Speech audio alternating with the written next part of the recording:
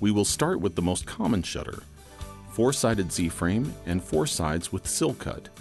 This is also the same for the inside mount L-frames. Lay a blanket down on the floor in front of the window. This will help to protect the floor and to provide a place to put the frame together. This will also help keep the area clean. Unwrap the shutter and frame. Lay the frame face down on a blanket to put the bow ties in at the Huffman joints. You can push or lightly tap these in with a small hammer. Then turn the frame over and make sure the joints are lined up. Be sure that there is nothing in the window to interfere with the installation of the shutter. Set the shutter in the window on top of the sill. The shutter should fit within 1/4 to 1/2 inch gap in the window so the frame can move from side to side. This extra room is to allow for windows that are not quite square. You are now ready to insert panels into the frame.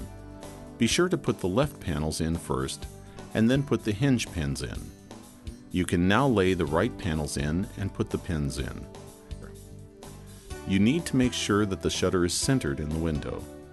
Then look to see if the top of the panels are even with each other.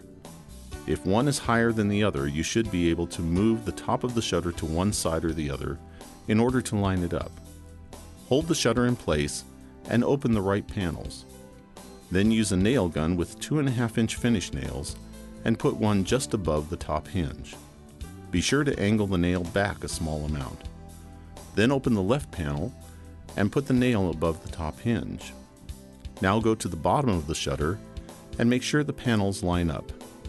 Then open the right panels and put the nail just below the hinge and repeat on the other side.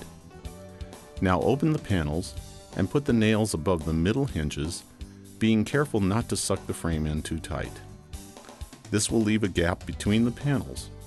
If this happens, you can put a small nail bar behind the frame and pull it out.